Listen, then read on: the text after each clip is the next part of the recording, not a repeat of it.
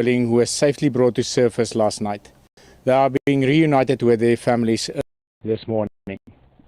We are deeply relieved that all 3 individuals are safe and in good health and spirits.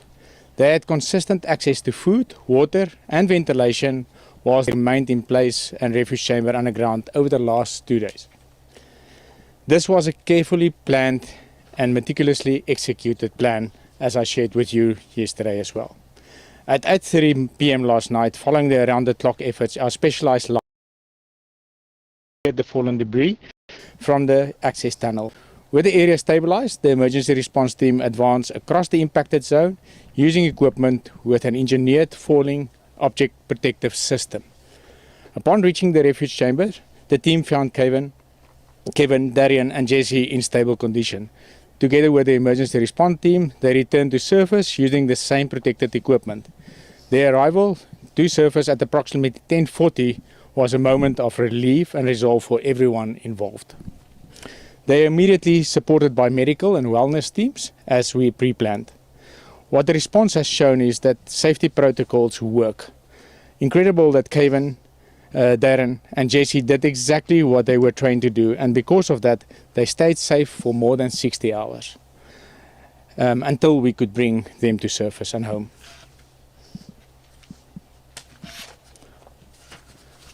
As also stated yesterday, we'll conduct a comprehensive investigation into the incident and we'll share the lessons learned with industry so that we can make sure we prevent incidents like this into the future. We extend our heartfelt gratitude to the rescue teams and all those involved. This outcome is the results of tireless collaboration, technical precision and above all, safety and care. We are proud of the culture of teamwork demonstrated from our team members at both Red Chris and Brucejack. But I certainly want to say my deep grateful for the on-the-ground support from our industry partners. Nutrient Potash Mine Rescue Team, Tyson Mining, Redpath, New Gold, New Afton Mine Rescue Team, the Tunneling Company and Timberland Equipment. They were all on site and with no hesitation prepared to support. We are also grateful for the support of the Tahltan Nation and the province who continuously were supporting us in this effort. Most especially, we thank Kevin, Darian and Jesse who have held hope and strength through every moment in this incident. We will never forget the courage they've shown or the unity that effort has inspired. So thank you for that. I want to hand over to Dwayne Ross, President of Hi-Tech as well. Thank you.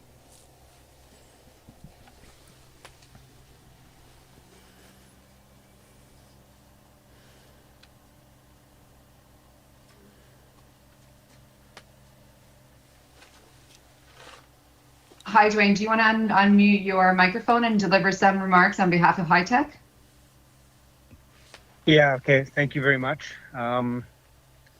Yeah, just to reiterate what Nan has indicated, yeah, the most important thing here is having Jesse, Darian, and Kevin out safe. It was quite, euphoric evening last night.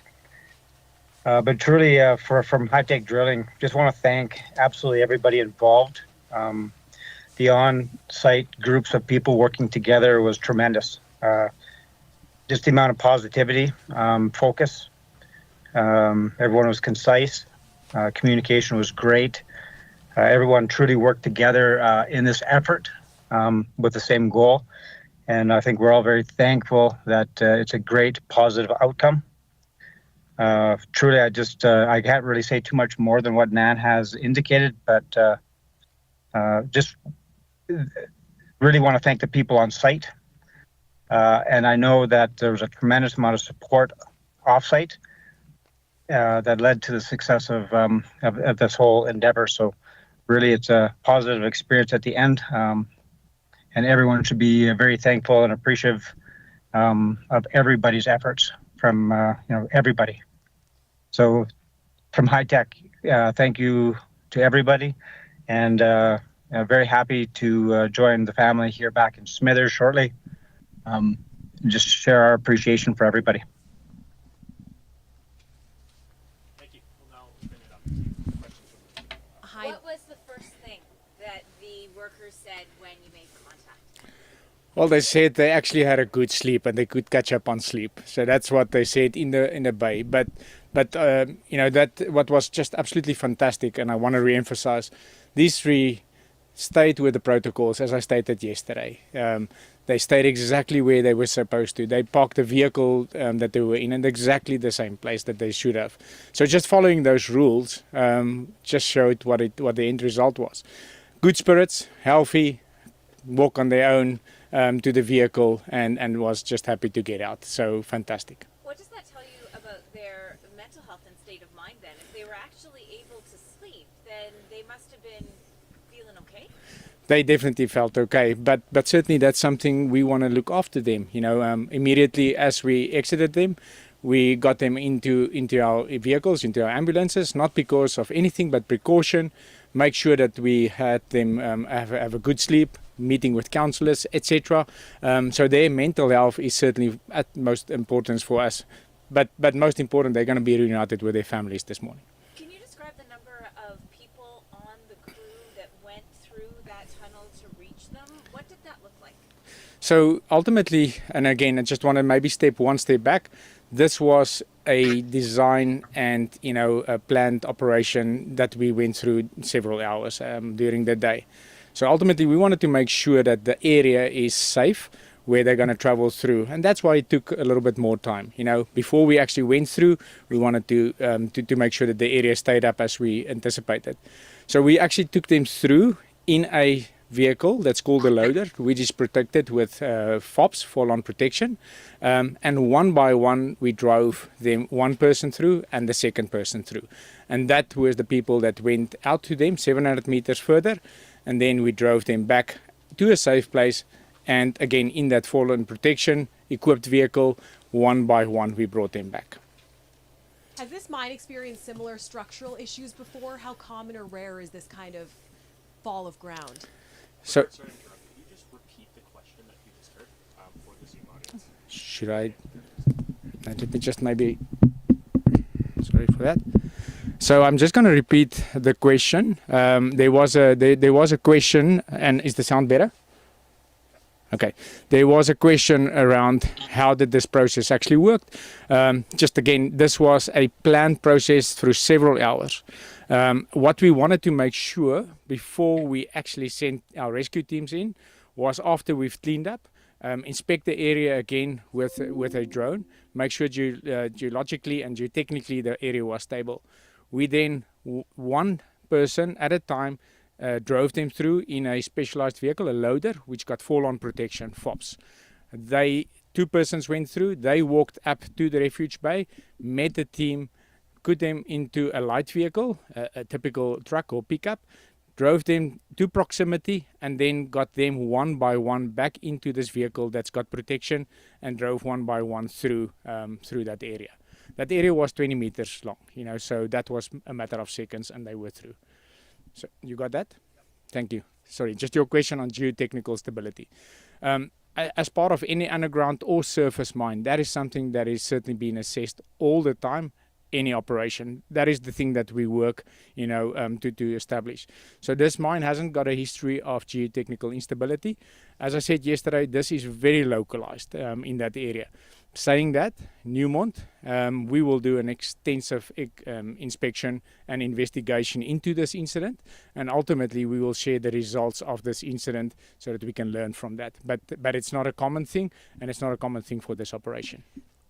So to your point, industry-wide, how common or rare would something like this be? Is this the first incident we've seen industry-wide across the country of its kind in some time? No, I think fall of ground is a risk for the mining industry. It's an identified risk, and it's even one of our fatality risks in Newmont that we've got controls and measures to do. So you would have seen that in industry, and you would have certainly seen it in other mines. But that's why we've got standards and protocols that we put in place, and investigations like this actually get us to learn better so that we can prevent future. And will operate. So operations on the surface, remember we've got the open pit mine and we've got the underground project. those operations continue or are started up because it's really not related. The underground project will not start up until we have completed a full investigation on this incident, and we fully understand that, so that we can build those lessons into the future. Do you have any concerns about these simultaneous operations given the situation that is right now? You've got the exploration work happening at the one site and the ongoing mine. Are there any concerns about those two sites and possible connections? There is absolutely no concerns. The assessments as we started and got applications on this project is to understand what is the relation. This is industry practice. You normally start with an open pit mine, and if that is obviously viable, you will continue with an underground mine. These are really big distances from each other, and the assessment typically is to see if there's interaction or relation. In this case, nothing. I understand there was no warning. These were unexpected falls of ground. What immediate changes do you think need to be made to prevent something like this from happening again? So again, I think our investigation will support us in making the findings to understand what better. But I want to say from a Newmont perspective, we've got several measures in place. We do the daily inspections. We do monthly inspections. We actually do second line of defense inspections with teams from external to observe and see. This one that caught us by surprise, and we need to go and understand that. And from the investigations, we will go and see. Just want to make sure this is a mine that was started in 2023, and some of these areas have to be assessed, and certainly that will be the measure to make sure that that doesn't happen again. Are employees and Last couple of questions here. And then Sure. Are employees and contractors able to come forward with concerns about safety without reprisal, and how is the company supporting the 3 drillers who were brought out last night? So let's do the one question first. I think at Newmont, our culture is a culture of speak-ups. Psychological health and safety is absolutely at the core of what we are doing. So our teams and our contractor workers certainly have the opportunity to speak up, and that's something we promote in every discussion that we have. And we'll continue to do that. That's the work culture that we wanna have. So yes, I believe that is what will happen, and that is what happened. And then again, this incident and these workers are safe because they called in and they said something is not right, and therefore they moved to a place of safety. So I think that speaks to itself. Just your second question. Yes, how is the company supporting the drillers who were brought to surface? I think as Hightech just indicated, I mean, the first opportunity for Hightech is to reunite these 3 workers with their families. Counseling is certainly important, but I think for today is just get them with their families, and then we will support them as we on ongoing efforts. My last question for you and the crews that are there: what went through your mind? What was it like when you knew they were out? just repeat that question. Okay, so the question is what went through our mind as the team on the ground. Well, I think you can see the facial expression from yesterday versus today. Certainly, we were nervous, and we just wanted to get through this process. But I think the one important thing is we kept ourselves, patient, so that we do this in a safe way. And certainly, when the rescue team announced to us, we've got all 3 of them, they're in good spirits. I mean, goosebumps as I say it, happiness, but more happiness for them. So that was the emotions. We did not make. We gave Hightech the opportunity to speak to the families themselves, and I think that was the right protocol. Thank you. We'll now turn it over to questions on the Zoom as well. Okay, thanks, Tavon. I will take questions based on whose hands are up. So please just say your name and your publication. They should be able to hear us on the site, and we do apologize for the technical difficulties. As we've said in the chat, a video link will be made available through the broadcast tool following the remarks. So Divya from Reuters, let's start with you. Hi, thank you. So just wanted to check, has the operations resumed at the Red Chris mine? Because I heard that part of it is open and part of it is not. So can you just clarify on that? Yeah, and I do want to do a sound check here because I know there's technical difficulty. Can you hear me? I can hear you. Okay, Yes, that's you good. are. Thank Yes, you. Thank you you. for that. Yes, as I said, the Red Chris operations and an area consist of 2 places. One, we've got an operational open pit mine, and then there is a future project which we are busy permitting. So the open pit operations and the underground mines got not relations to each other. The open pit mine, we've commenced with operations. The underground mine or the underground project, we have frozen the scene of the incident. There will be an investigation by Newmont and subject matter experts, and until that has been completed, we will not open that. So just wanted to make sure there's clarity around that.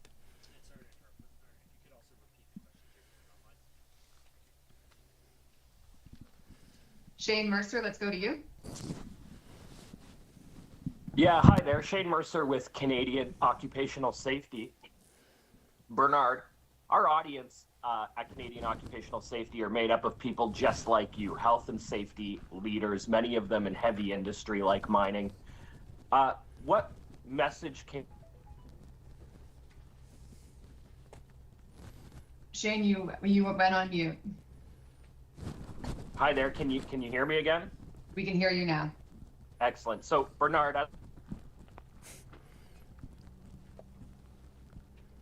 Shane, you're back on mute.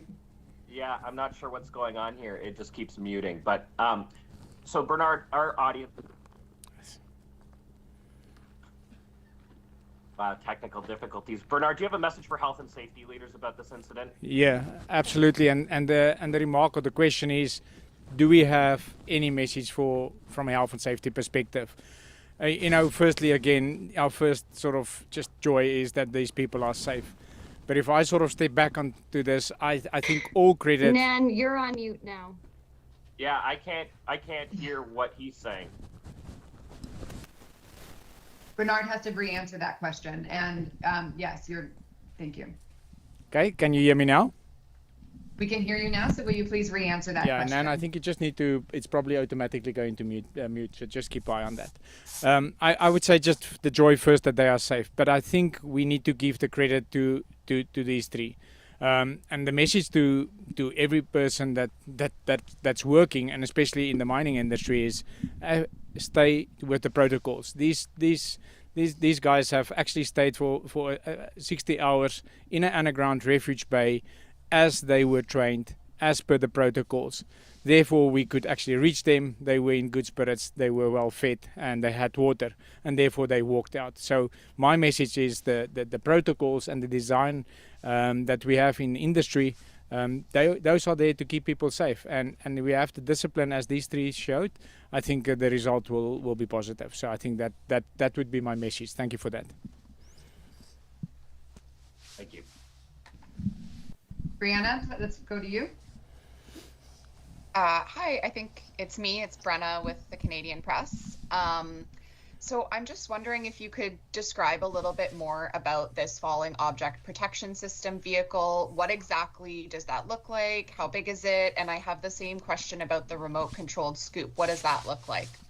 Yeah, thank you. So the question is about, I talked about the fall-on protection that we have on the scoop or the loader or the mucker or bogger, depends where you are in the world. And then also what is the line of sight or the remote loading look like.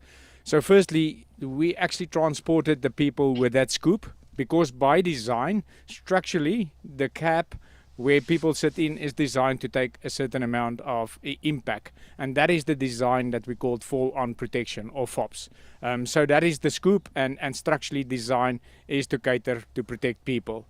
The second part of that, the line of sight loading, is if you think about something remote controlled, as you see with drones, etc., it's a very similar concept. So a person stands out of harm's way and operate that piece of equipment with a remote control. So the equipment moves on its own. It is not exposing people while somebody is standing on a protected area outside of the line of fire and driving that piece of equipment. So that's what it looks like. I hope that answers your question. Sorry, could you just say, like, how big are these pieces of equipment for people who don't know? Yeah, big pieces. If you think about, people that drive past earth moving sort of operations, these are big pieces of equipment. And I think, comparing to a loader that you'll see on surface, similar size, but obviously not as high as you have because of the dimensions we have underground. So big pieces of equipment.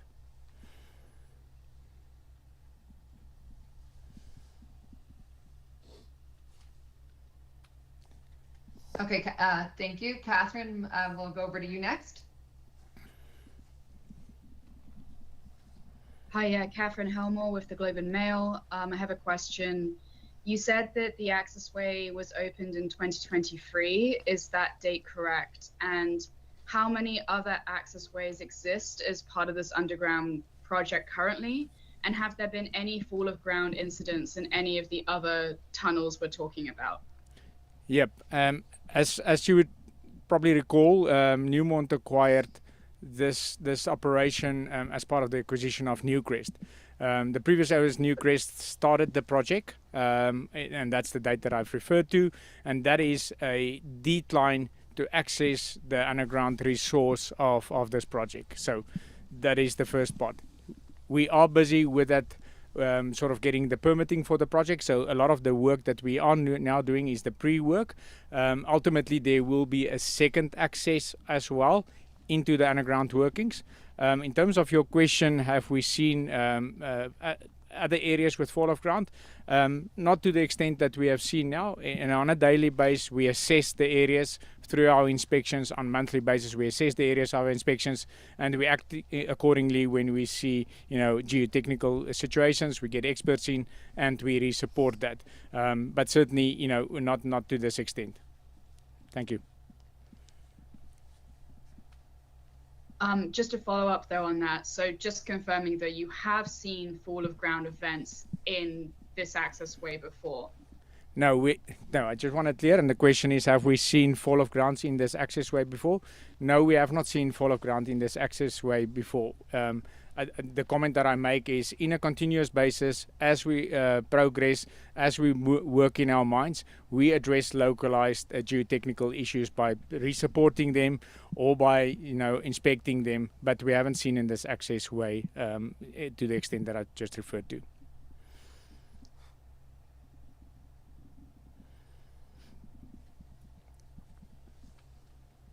Okay, we have a question from Len at Sudbury.com. Len, I don't think you have audio.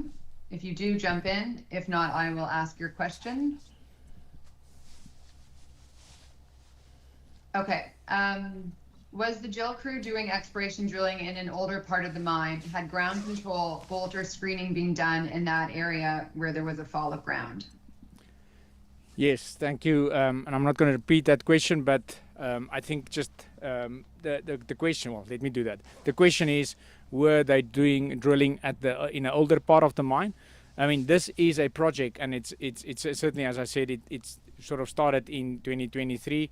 So it is a brand new project from that perspective. So older parts of the mine, there's not something like that, except that from something that happened in 2023 onwards. Yes, they are doing exploration, and to access the ore body, we develop areas or drill platforms. We inspect those drill platforms. We make sure that those drill platforms are well supported, and that it would be the area that they have worked from. So I hope I answer your question. Okay, thank you. And a follow-up from Len is, can we confirm the communities where the workers are from? Yes, I think I would want to sort of maybe just hand that over to Ross, just to confirm the communities that they are in. Dwayne, are you able to answer that question? Are you still on the line from High Tech? Yeah, I'm still on the line here. I'm not positive. I just want to be accurate with all the information. So right now, I don't have positive confirmation on that. I would just like to answer that later. Okay, we will follow up with that answer. Thank you.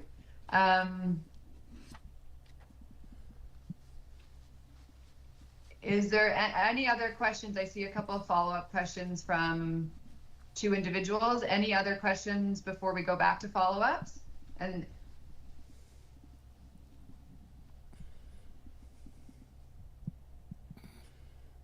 okay, Brenna, do you want to ask your follow-up question? Yeah, please. Sorry, I'm doubling up here. But yeah, could you just describe how far beneath the surface is the refuge station located? So how far underground did the workers become trapped? Thank you for that. The question is, how far is this refuge bay from surface underground? As we indicated, in the driveway through, this incident happened approximately 200 meters from the portal, from where we enter surface. And further to that, as we go down the decline, this refuge bay was around 700 meters. So from a vertical perspective, I would say just about 300 to 400 meters below surface. And sorry, just could you just 284. describe? Sorry, 300. I'd say there's 284 to be exact. Okay, thank you. And just on that note, could you just describe the layout of the access tunnel, how wide it is, and just the geography of the situation down there a little bit?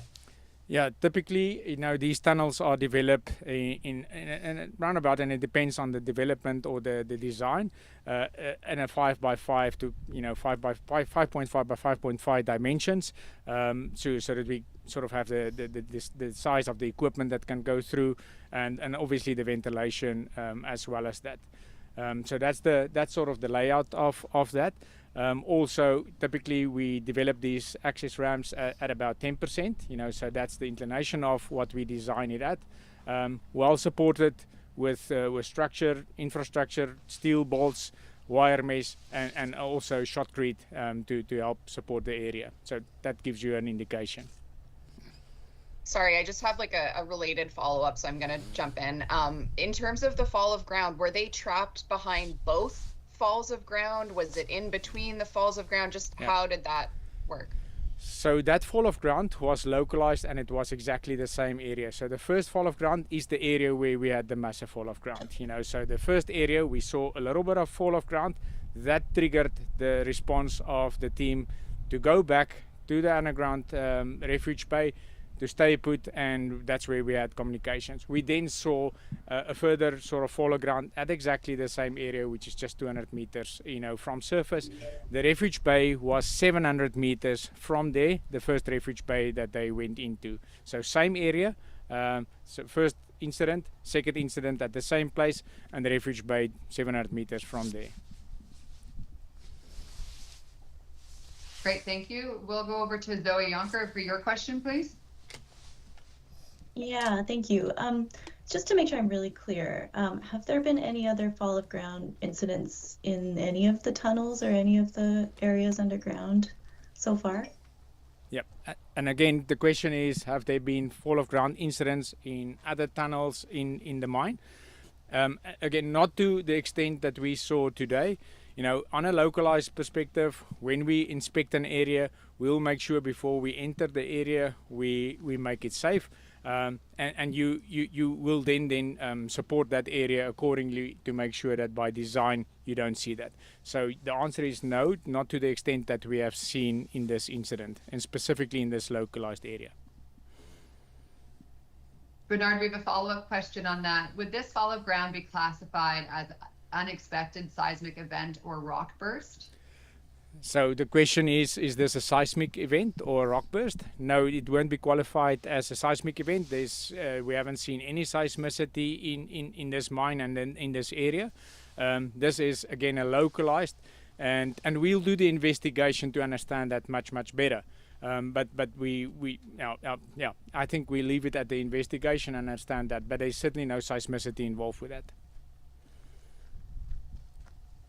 Okay, thank you. And a question on the teams here. Are you able to speak to the psychological state of the 3 workers?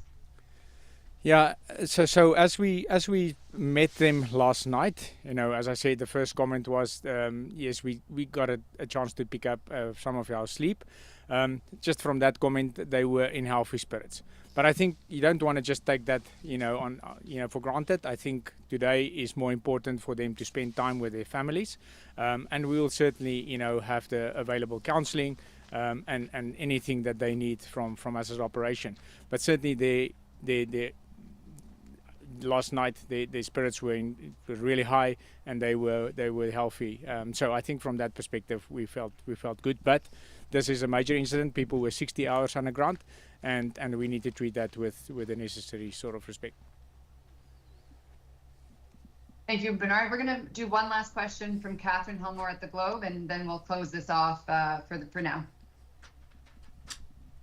Hi there. Thanks so much for taking another question. So just want to make sure I'm understanding the chain of events. So we have the workers down there.